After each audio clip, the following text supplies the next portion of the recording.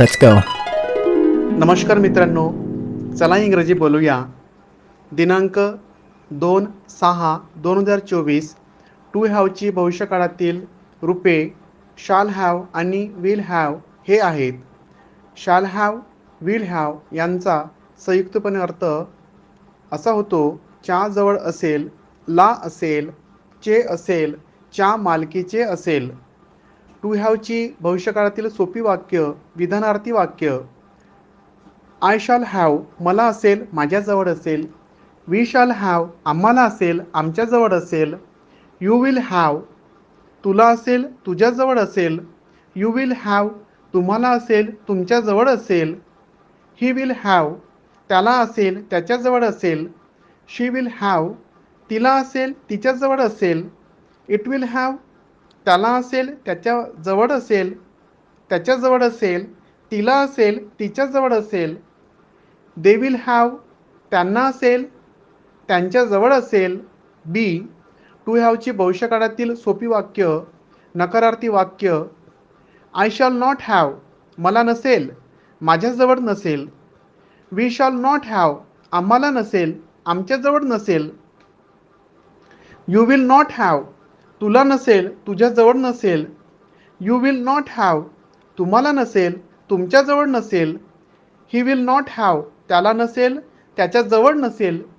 She will not have तिला नसेल, तिच्याजवळ नसेल. इट विल नॉट हॅव त्याला नसेल, त्याच्याजवळ नसेल. तिला नसेल, तिच्याजवळ नसेल. दे विल नॉट हॅव त्यांना नसेल, त्यांच्याजवळ नसेल. सी टू हॅवची भविष्यकाळातील सोपी वाक्य, प्रश्नार्थक वाक्य: शाल आय हॅव मला असेल का, माझ्याजवळ असेल का. शाल वी हॅव आम्हाला असेल का, आमच्याजवळ असेल का. विल यू हॅव तुला असेल का, तुझ्याजवळ असेल का. विल यू हॅव तुम्हाला असेल का, तुमच्याजवळ असेल का. विल ही हॅव त्याला असेल का, त्याच्याजवळ असेल का. विल शी हॅव तिला असेल का, तिच्याजवळ असेल का. विल इट हॅव त्याला असेल का, त्याच्याजवळ असेल का. तिला असेल का, तिच्याजवळ असेल का.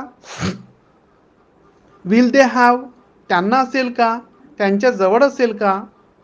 डी टू हॅवची भविष्यकाळातील सोपी वाक्य, प्रश्नार्थक व नकारार्थी वाक्य: शाल आय नॉट हॅव मला नसेल का, माझ्याजवळ नसेल का. शाल वी नॉट हॅव आम्हाला नसेल का, आमच्याजवळ नसेल का. विल यू नॉट हॅव तुला नसेल का, तुझ्याजवळ नसेल का. विल यू नॉट हॅव तुम्हाला नसेल का, तुमच्याजवळ नसेल का. विल ही नॉट हॅव त्याला नसेल का, त्याच्याजवळ नसेल का. विल शी नॉट हॅव तिला नसेल का, तिच्याजवळ नसेल का.